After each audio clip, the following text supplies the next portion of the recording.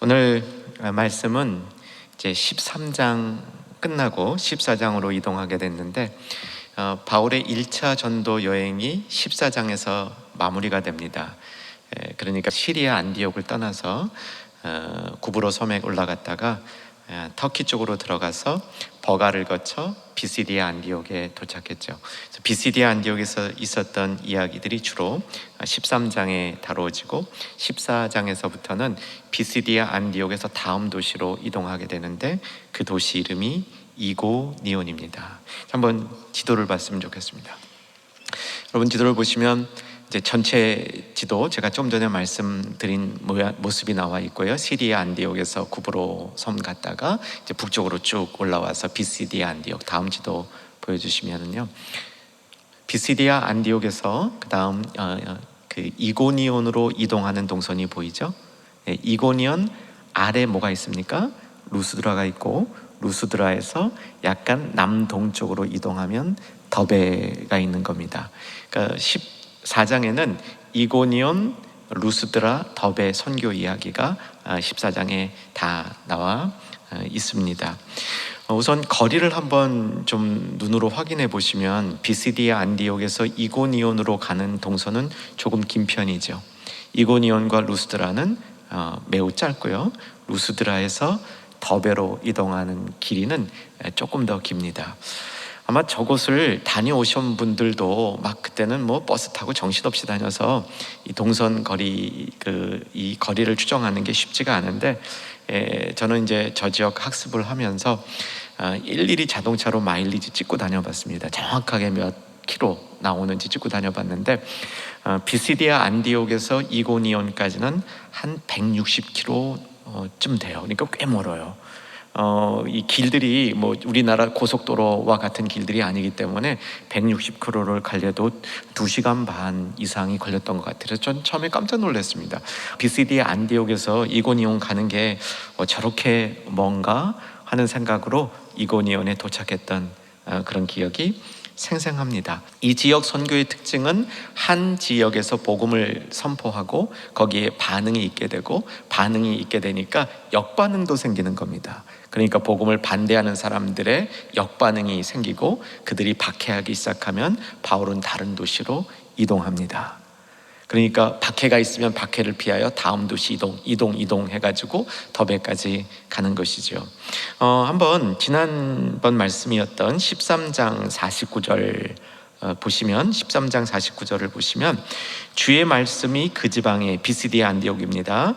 두루 퍼지니라. 그랬더니 유대인들이 경건한 귀부인들과 그 신의 유력자들을 모하여 선동하여 바울과 바나바를 박해하여 그 지역에서 쫓아내니 바울과 바나바가 그 지역을 떠나는 겁니다. 그래서 도착한 것이 이고니온인데 이고니온의 사역도 5절 보시면 14장 5절을 보시면 이방인과 유대인과 그 관리들이 두 사도를 모욕하고 돌로 치려고 달려드니 그들이 알고 도망하여 다른 지역으로 이동하게 되는 거죠. 그 다음으로 간 도시가 어디입니까? 루스드라. 루스드라에서도 똑같은 일이 생기는 겁니다. 14장 19절을 보시면 유대인들이 안디옥과 이고니온에서 거기까지 도시락 들고 찾아와서 무리를 충동하니 그들이 돌로 바울을 쳐 죽은 줄 알고 시외로 끌어 내치니라. 제자들이 둘러섰을 때 바울이 일어나 그 성에 들어갔다가 이튿날 바나바와 함께 다음 도시로 갑니다. 어디입니까? 더베로 가는 거죠. 근데 흥미로운 것은 더베에서는 이런 박해 이야기가 없습니다. 더베의 이야기를 보면 21절이죠. 혹시 성경 다들 피셨죠? 같이 한번 읽겠습니다. 복음을 그 성에서 전하여 많은 사람을 제자로 삼고 루스드라와 이고니온과 안디옥으로 돌아가서 거꾸로 다시 그 왔던 지역을 돌아가는 겁니다. 이제 지도 한번 다시 올려주시고 지금 이야기를 듣고 도시들을 머릿속에 숙지하도록 하겠습니다. 비시디아 안디옥 보이셨죠?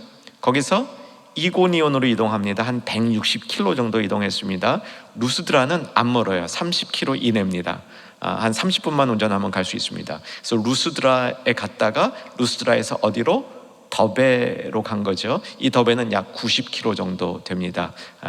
그러니까 루스드라에서 더베까지는 한 90km. 그런데 여러분 지도에서 눈여겨보시면 더베에서 동쪽, 그러니까 오른쪽으로 쭉 가면 점이 하나 보이죠? 점 보이십니까? 점 찾으셨죠? 그 점이 어느 도시를 가리키냐면 바울의 고향입니다. 어디죠? 다소입니다. 다소. 그러니까 원래 이동하는 방향으로 이동을 했으면 다소 쪽으로 가는 게 맞는데 거기서 갑자기 더베에서 다시 돌아온 길로 가는 겁니다. 흥미 있으신 분들 계속 제가 거리를 말씀해 드릴 테인데 더베에서 다소까지 가는 길은 약 300km 정도, 굉장히 먼 길이죠. 그런데 거꾸로 더베에서 왔던 길을 돌아서 다시 버가까지 가는 길은 약 400km가 넘습니다. 그러니까 바울이 왜 온 길로 돌아갔는지는 한번 생각해 봐야 되는 그런 이 주제가 됩니다. 오늘 거기까지 다 못 다룰 것 같아요. 그래서 오늘은 아마 제 생각에는 루스드라까지 가면 잘 갈 수 있을 것 같습니다. 가보십시다. 이고니온에 도착했습니다. 바울이. 자, 한번 14장으로 옵니다. 14장 1절 같이 읽겠습니다. 이에 이고니온에서 두 사도가 함께 유대인의 회당에 들어가 말하니 유대와 헬라의 허다한 무리가 믿더라. 믿음의 사람들이 생겼고요. 2절에 뭡니까? 순종치 아니하는 유대인들, 특이한 표현이죠. 순종치 않은 유대인들, 나쁜 사람들이겠죠. 이방인의 마음을 뭐하여? 선동하여 형제들에게 무엇을? 악감을 품게 하니 문제가 발생했다. 이런 이야기입니다. 자, 이고니온이라는 도시는 지금도 터키에서 꽤 큰 도시입니다. 터키 전체에서 5번째 큰 도시로 알려져 있고요. 현재 지명은 코냐라는 지명입니다. 그런데 이 도시는 처음에 복음이 증거됐지만 지금은 이제 터키니까 교회들은 거의 없고요. 이후에 이슬람교의 한 지파인 수피라는 지파가 있습니다. 이슬람 그러면 여러분 시아파, 수니파 이런 것들은 들어보셨을 거예요. 그런데 수피라는 이슬람교가 있는데 그 수피의 성지입니다. 그래서 메블라나 사원이 지금은 굉장히 유명한 사원입니다. 이 지역 잠깐만 안내해 드릴게요. 메블라나 사원 그림으로 한 번만 봐주시고요. 이렇게 이제 지금은 그 이방 이제 종교의 중심 도시가 되어 있는데 이 도시 안에 옛 모습을 살펴볼 수 있는 유일한 건물이 하나 있습니다. 다음 사진 보여주시면요. 조금 낡았죠? 이것은 헬레나 혹시 누군지 아실까요? 콘스탄티누스 황제의 어머니죠. 예수님을 잘 믿게 됐습니다. 그래서 아들이 예수 믿게 하고 결국은 기독교가 공인되는데 적지 않은 공헌을 한 것으로 알려져 있는데 이 헬레나가 전 유럽 지역을 돌아다니면서 기독교 성지들을 이렇게 직접 답사했습니다. 아주 중요한 일을 했는데 그때 이 지역에 와서 여기가 성지다 하고 교회를 하나 지었습니다. 그 자리입니다. 지금은 이제 저 지역을 우리가 방문할 수 있는 그런 자리이고요. 자, 그 다음 그림을 봐주시면 이 그림은 사진은 시내 안에 있는 박물관입니다. 이 박물관에 가면 딱 중요한 거 제가 볼 때 하나 있었는데 뭐냐면 더베라는 지역이 어디인지를 가르쳐주는 비문이 있습니다. 지금은 루스드라하고 더베는 워낙 폐허가 돼 있어서 가봐야 거기 아무것도 없다 이렇게 보시면 됩니다. 아무것도 없다고 보시면 돼요. 그렇기 때문에 진짜 더베가 정확히 어디인지를 추정하는 것도 쉽지가 않습니다. 그것을 추정할 수 있는 유일한 단서가 이 박물관에 있는 비문이 하나 있다. 이 정도 그냥 기억해 두시면 좋을 것 같습니다. 자, 이제 이고니온 사역으로 돌아옵니다. 복음을 전해서 믿는 사람들이 생겼습니다. 믿는 사람들이 생기면 반드시 방해가 생깁니다. 복음이 힘있게 진전하는 곳에 반대하는 세력도 그거 못지않게 커지게 됩니다. 우리는 계속 이런 이야기들을 본문을 통해서 관찰할 수 있게 되는데, 자, 어떻게 방해했는지 2절을 다시 한번 보시게 되면 순종하지 아니하는 유대인들, 이 사람들은 저의 해석에 의하면 그 유대인들이 열심히 유대교를 믿어서 예수 믿는 사람들을 박해할 수 있죠. 이것은 그들이 무지해서 그렇지, 그들로 말하면 그래도 나름 논리가 서 있는 겁니다. 아니, 내가 믿는 신앙하고 다르니까 내가 박해한다, 이럴 수 있는 거죠. 그리고 그런 경우에는 유대교인으로서 나름 그래도 나름 어떤 신앙생활을 하고 노력하는 모습이 있습니다. 근데 여기 순종하지 아니하는 유대인들이라, 이건요, 자기 개인의 신앙생활이 형편없는 사람들입니다. 그러니까 신앙인으로서 무슨 종교를 믿든지 간에 신앙인으로서 형편없는 사람들, 그러니까 다른 사람을 선동한 거죠. 선동한 정도가 어떤 거냐면 악감을 품게 했다. 이거 참 특이한 표현입니다. 악감을 품게 했다. 여러분 성경 많이 읽어보신 분들 중에 이런 표현 어디서 읽은 기억이 있으세요? 악감을 품게 했다. 이걸 원어로 보게 되면 어떤 뜻이냐면요, 독에 감염이 되도록, 그러니까 독이 이제 온몸을 이게 독에 퍼지도록 한 거예요. 영어로 포이즌드라 그러죠. 우리로 말하면 식중독 같은 거라고 볼 수 있겠습니다. 식중독이 일어나면 몸에 확 이제 중독 기운이 퍼지잖아요. 이제 그렇게 사람들의 그 마음을 악한 생각으로 물들여 놓았다는 겁니다. 이거 참 아주 안 좋은 상태를 표현하는 그런 표현이죠. 그러니까 이게 어떤 상태냐면 복음이 한 번도 들어가지 않은 지역에 복음이 들어가기 위해서 얼마나 두 사도가 강력하게 복음을 선포하며 특별한 이 복음의 능력을 행했겠습니까? 여기에 대한 일종의 사탄의 방해다, 이렇게 볼 수 있겠습니다. 자, 그런데 3절을 한번 눈여겨보시기 바랍니다. 3절. 자, 3절 같이 읽겠습니다.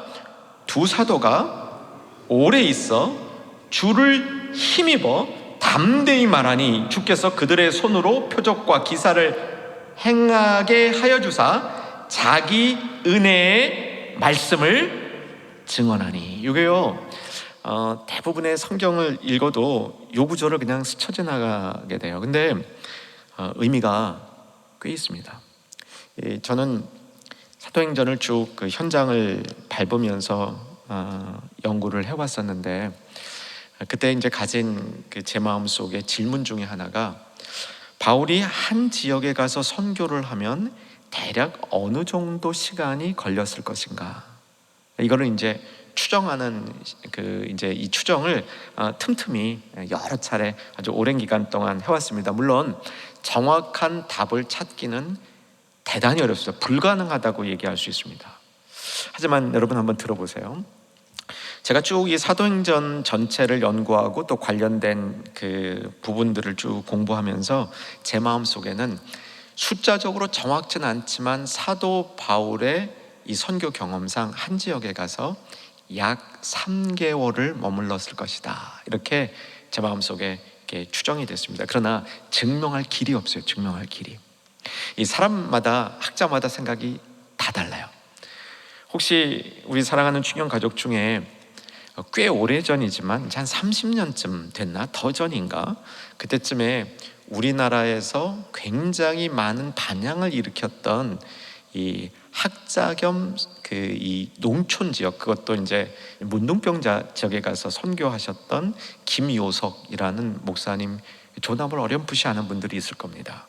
그 간증이 정말 센세이션이었어요. 독일에서 튜빙겐이라는 아주 독일에서도 최고 학부죠. 물론 자유주의지만 거기서 공부를 하고 와서 한국의 총신에서 교수를 한 1년 하시다가 당신 생각이 좀 자유주의인 것 같소, 그래가지고 그 교수직을 딱 놓고 이 문둥병자들 그 마을에 들어가서 문둥병자들과 함께 이 사역을 하고, 그 이야기가 이제 나중에 간증이 됐는데, 간증이 좀 유명해지다 보니까 이분이 그거 딱 또 때려치고 중국에 들어가가지고 중국에서 내내 지금도 이제 중국 그 지역을 혼자 다니면서 이제 그 마을 들어가면서 이제 전도를 하고 다니시는 거예요.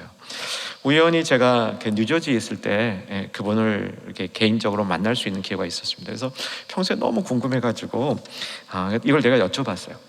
선교사님은 한 지역에 그렇게, 그러니까 아무도 모르는 지역이죠. 혼자 우리 충영교회로 말하면 이제 뿌리는 선교부터 시작하는 건데, 한 지역에 들어가서 보통 이 선교를 얼마나 하십니까? 그랬더니 답이 금방 나와요. 3개월씩 합니다. 제가 속으로 야, 그런 거예요. 이 젊은 애들 말 같으면 아싸, 그런 거예요. 이게 이제 딱 맞아 떨어진 거야. 물론 성경 이외의 자료에서 사도 바울이 버가에 2개월 있었다라고 기록되어 있는 성경 이외의 자료는 있습니다. 성경에서 찾을 수 있는 유일한 근거는 3절에 오래 있어 라는 말인데, 이 오래 있는 것이 얼마나 있는 것인지는 잘 모르는 거죠. 짧은 기간은 아닐 수 있다는 겁니다. 생각한 대로 몇 주 있다가 치고 빠질 거라든가 한 달 정도 있다가 간 것을 오래라고 표현하지 않는 것 같아요. 같은 표현이 여러 차례 나오는데, 저 뒤에 14장 28절을 보면 1차 전도 여행을 마치고 시리아 안디옥으로 돌아간 다음에 28절 제자들과 함께 어떻게 있어요? 오래 있어요. 같은 표현이에요. 같은 표현. 여러분, 선교를 마치고 시리아 안디옥으로 돌아가서 홈처치, 파송한 교회로 돌아가서 한두 달 있었겠어요? 제 생각에는 석 달 이상 있었을 것 같아요. 대략 이 얘기는 여러분하고 나누는데, 사실 이거는 더 깊은 연구를 위해서 필요한 자료입니다. 그러나 사랑하는 여러분, 대충 여기까지만 알고요, 잠시 있다 떠난 것이 아니고 오래 있었다. 그런데 오래 있다, 오래 머물다 라는 표현이 그냥 집에서 편안히 지낸 게 아닙니다. 이 머물다라는 표현은 아주 힘들고 그냥 이 지치도록 씨름하면서 머물러 있는 거예요. 그러니까 붙잡혀 있는 거예요. 붙잡혀 가고 싶어도 못 가고 있는 상황이에요. 지체되고 있는 상황을 표현하고 있는 겁니다. 그러니까 오랫동안 사도 바울이 복음을 전하면서 씨름했다, 이 내용이 그 안에 담겨 있는 것이죠. 그런데 왜 씨름을 했냐? 힘들어도 복음이 전파되니까 있었던 거죠. 그렇지 않습니까? 사랑하는 여러분, 복음이 전파되고 생명이 있는 곳에는 힘들어도 우리가 머무를 수 있는 신앙이 있어야 마땅한 줄로 믿으시죠? 사도 바울이 그랬습니다. 힘들고 지치고 어렵고 해도 복음의 역사가 있어서 거기서 반응하는 사람이 있고 살아나는 사람이 있고 하나님 말씀을 듣는 사람이 있으면 충분히 하나님을 사랑하고 말씀을 사랑하는 사람이 힘들어도 그 자리에 자기가 기대하는 시간보다 훨씬 오래 머물러 있을 수 있는 거죠. 사도 바울과 바나바가 그런 모델을 보여준 겁니다. 나머지 3절 뒷부분에 보면 어떤 말씀을 증거했는지 나오는데, 이 부분도 저한테는 참 은혜입니다. 사도 바울과 바나바가 이런 어려운 상황에서 오래 머물면서 어떻게 복음을 전파했느냐 조금 눈여겨보시기 바랍니다. 3절 오래 있어 뒷부분인데 두 표현에 가능하시면 동그라미 치셔도 좋습니다. 주를 힘입어 라는 말에 동그라미 치시고요, 그 다음 자기 은혜에다 동그라미 한번 쳐보시기 바랍니다. 여러분, 주를 힘입어, 이 말은 뭐냐면요, 좀 표현이 이런 표현이에요. 주님에 대하여 어렴풋이 얘기한 게 아니에요. 여러분, 정말 주님의 힘 입기를 사모하시는 충영가족 되기를 주 안에서 소망하며 축복합니다. 여러분, 주님의 힘을 입으려면 주님의 말씀에 대해서, 주님에 대해서 애둘러 말하거나 어렴풋이 알아서 안 돼요. 주님의 말씀을 어렴풋이 증거해가지고는 힘을 못 입어요. 주님의 말씀 가지고 대충 살아서 힘을 못 입어요. 예수 그리스도에 대해서 대충 알아갖고 힘을 못 입어요. 정말 힘을 입는 삶을 살려면 주님에 대해서 정확히 알아야 됩니다. 그래서 여기는 원어적 표현을 보면 on target이에요. on target.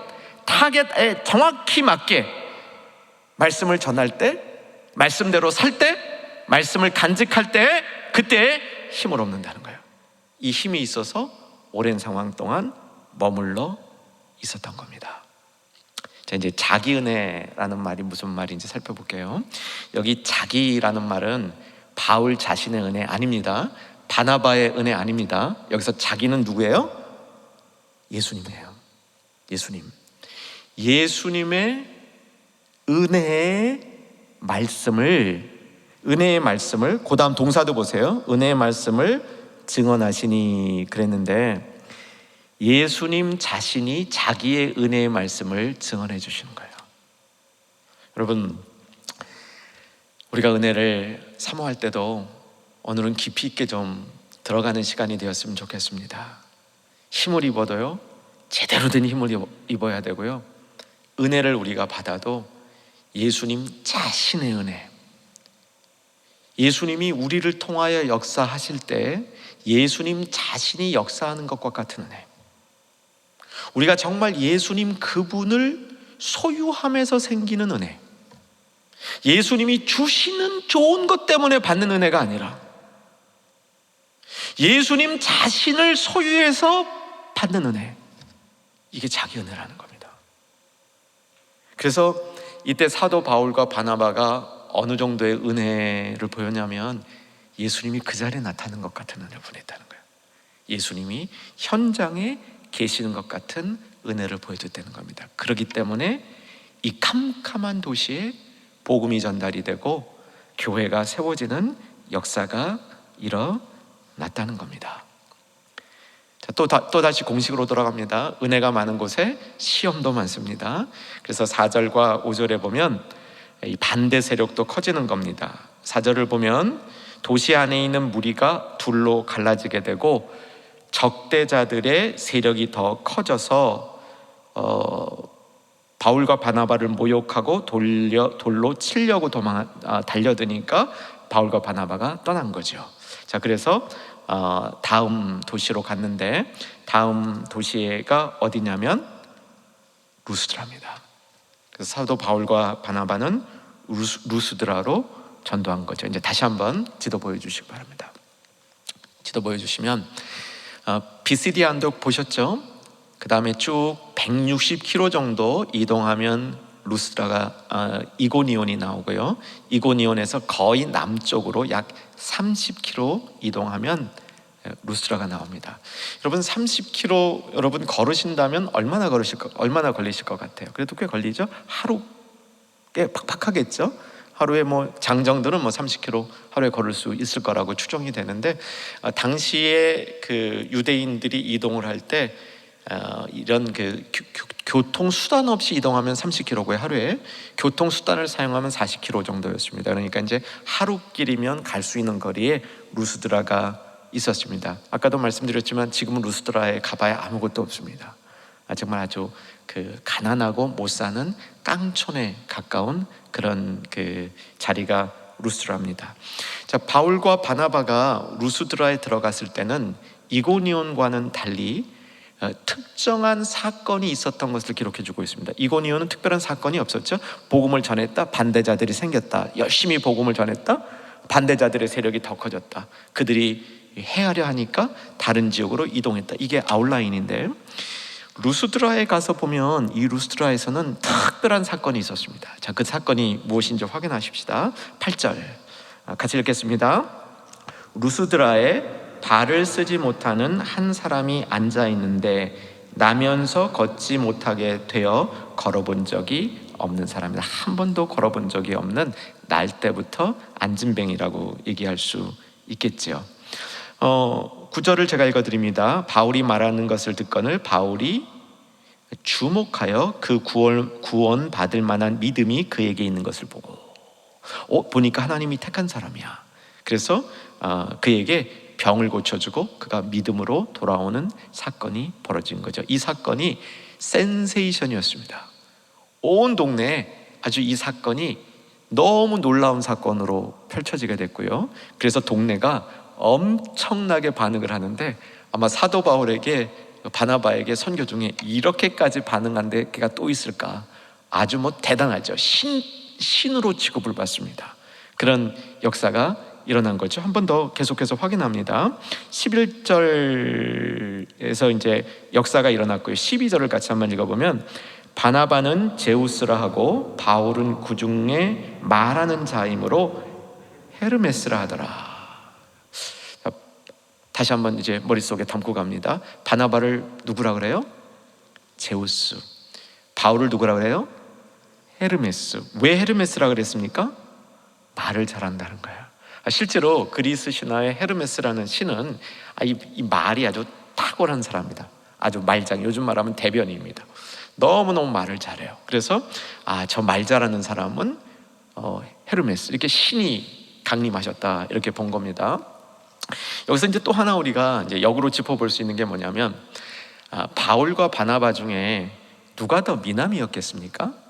보나마나 바나바입니다. 물론 이제 성경 밖에는 바울의 외모를 소개해주는 그런 이제 자료들도 있어요. 뭐 한번 들어보셨겠지만 바울은 그다지 키가 크지 않았다 얘기하고요. 머리도 없었던 이제 대머리였다 얘기하고, 이 눈썹은 뭐 일자 눈썹이었다 뭐 그렇게 하고요. 다리는 안짱다리였다 뭐 이런 얘기들이 기록으로 남아 있기는 합니다. 그래서 사도 바울의 그런 모습은 아무래도 바나바보다 못했던 것 같아요. 근데 그리스 신들을 이렇게 보면 그 중에 제일 잘생긴 신이 누구냐면 제우스예요. 그래서 바나바를 딱 보는 순간 이분은 제우스, 말 잘하는 바울은 헤르메스, 이렇게 연결해 두었던 거죠. 그래서 그 도시에 있는 제우스 신당에 가서 이 신들이 오셨으니까 온 마을 사람들이 제사를 지내려는 준비를 하는데, 바울과 바나바다 보니까 황당한 거야. 그렇죠? 이 하나님을 높이려고 이 선교지에 나와서 복음을 전했는데 누가 높아지고 있습니까? 자신들이 높아지고 있는 겁니다. 그래서 막 그러면 안 된다고 막 말리는 겁니다. 그러니까 18절 한번 이제 뚝 뛰어가 봅시다. 18절 읽어봅시다. 이렇게 말하여 겨우 무리를 말려 자기들에게 제사를 못하게 하니라. 결국 못하게 했습니다.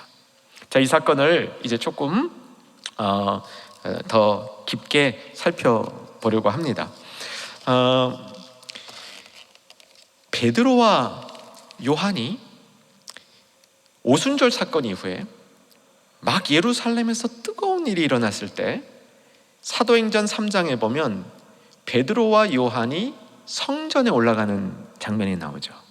뭐 빨리 찾아가 보셔도 좋아요. 사도행전 3장이니까 같은 사도행전이니까 빨리 이동해 보면 3장에 보면 1절에 보면 베드로와 요한이 기도하러 성전에 올라가는 장면이 나오죠. 우리가 잘 알고 있는, 어릴 때부터 알고 있었던 성전 미문에 앉은 안진뱅이 구걸을 하였네, 그 얘기잖아요.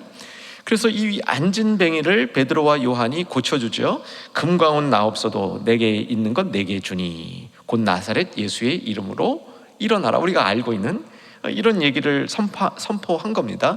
이 얘기와 바울과 바나바가 루스드라에서 날 때부터 한 번도 못 걸어본 이 안진뱅이를 고치는 사건이, 이게 묘하게 이 중첩이 되고 있다는 겁니다. 이건요, 이 사도행전을 세밀히 읽어보면요, 이런 모습이 분명히 드러나요. 베드로가 했던 이 능력을 바울이 그대로 행해요. 베드로가 죽은 사람 살렸던 거 기억나세요 혹시? 사도행전 9장에 보면 다비다라는 여자를 살리죠. 바울도 죽은 사람 살리죠. 누구 살렸습니까? 유두고라는 이 젊은이, 설교 듣다가 졸다가 떨어진 이 젊은이 살렸잖아요. 그 사건이 묘하게 중첩이 되는 겁니다. 이게 뭘 보여주는 거냐면, 이 사건의 원천이 어디냐면 예수님이에요. 예수님이 하셨던 일들을 제자들도 행한다는 거예요. 근데 한 명의 제자가 아니라 제자들이 이어서 그 일을 행한다는 겁니다.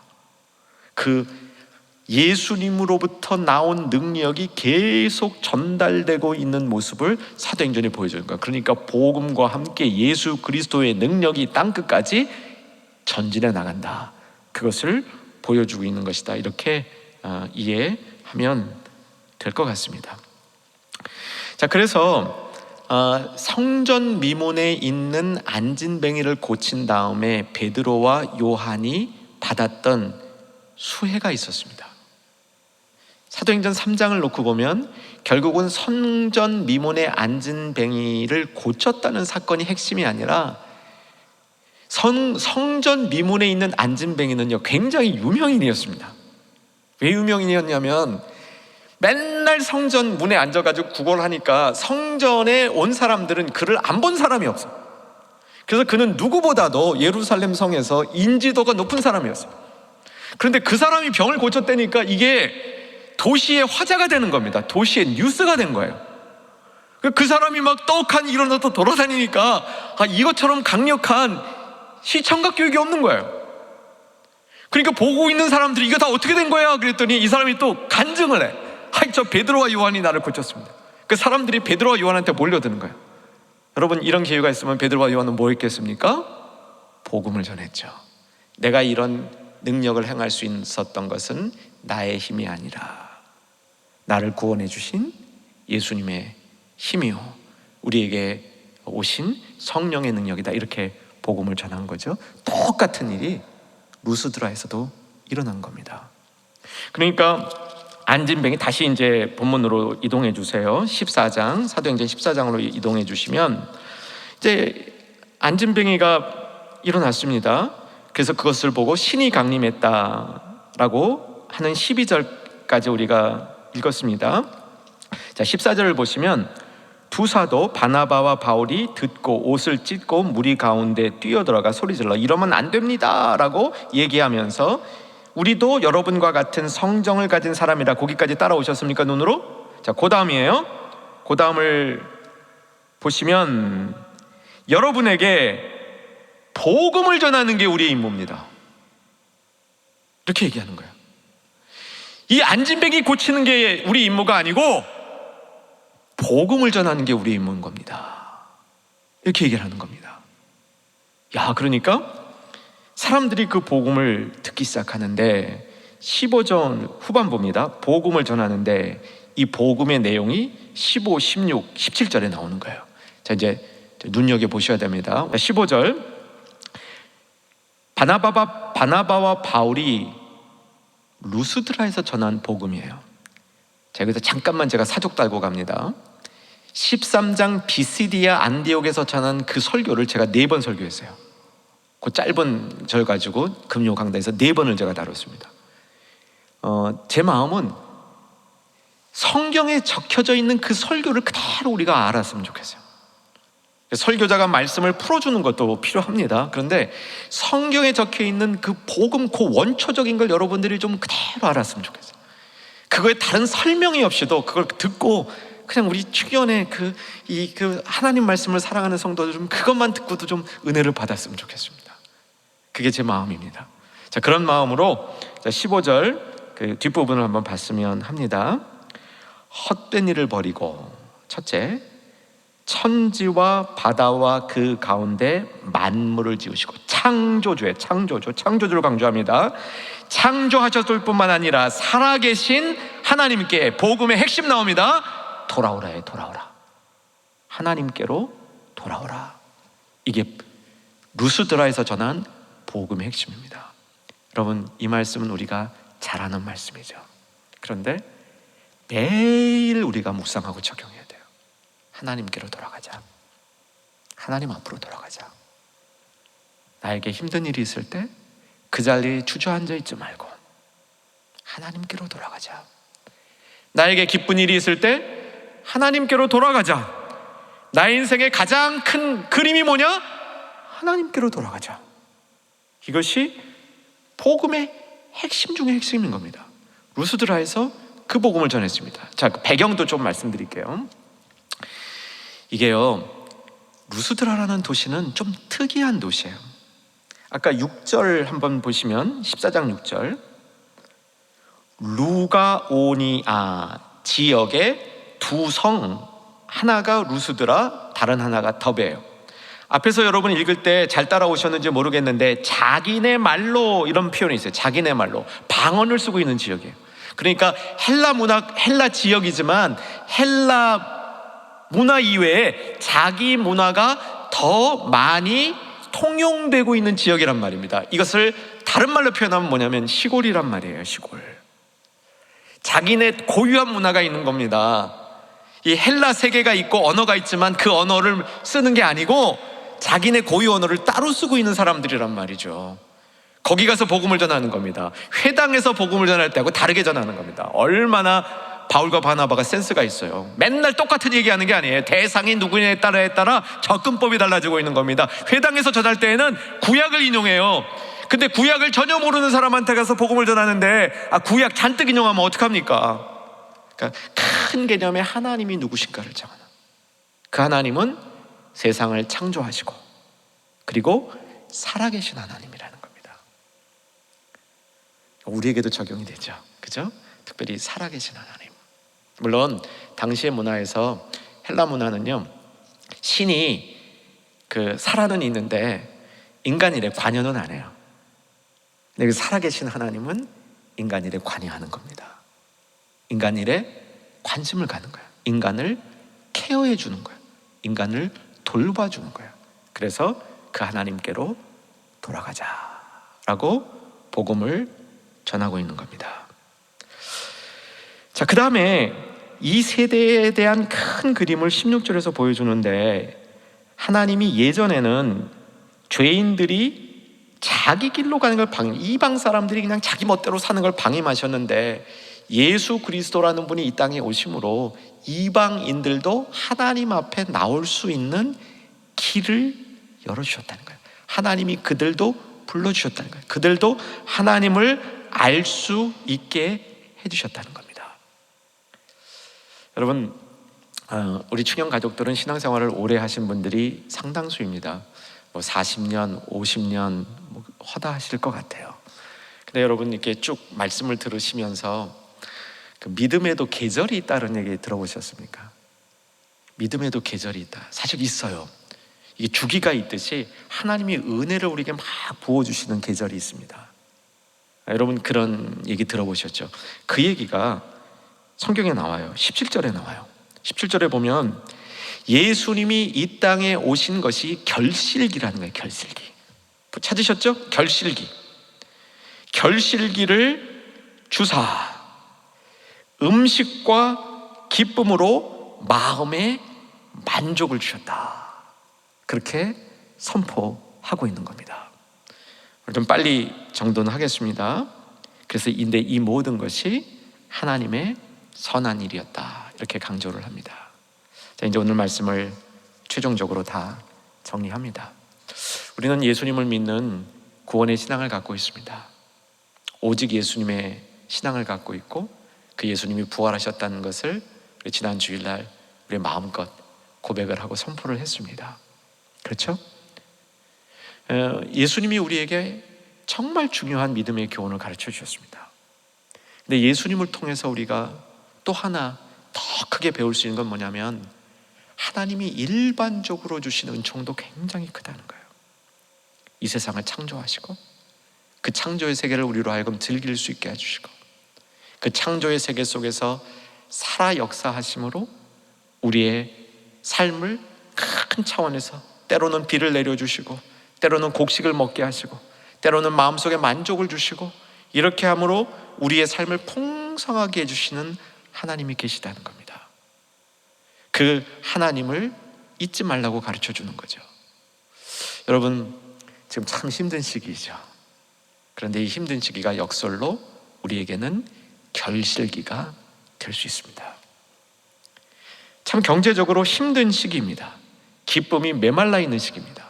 하지만 이때가 하나님이 풍성한 영적, 육적 양식을 주시고 우리에게 남다른 기쁨을 허락해 주실 수 있는 시기라는 겁니다. 이 모든 것들을 우리가 정말 우리 것으로 수혜하기 위해서 이 시간 한 가지를 결단하십시다. 다시 하나님께로 돌아가자. 하나님께로 돌아가는 길이 열려있다. 입에 복음 붙들고 이 저녁에 주 안에 굳건히 서시고 이후에 더 깊은 신앙생활하는 모든 충현의 가족들 되기를 주의 이름으로 축원합니다.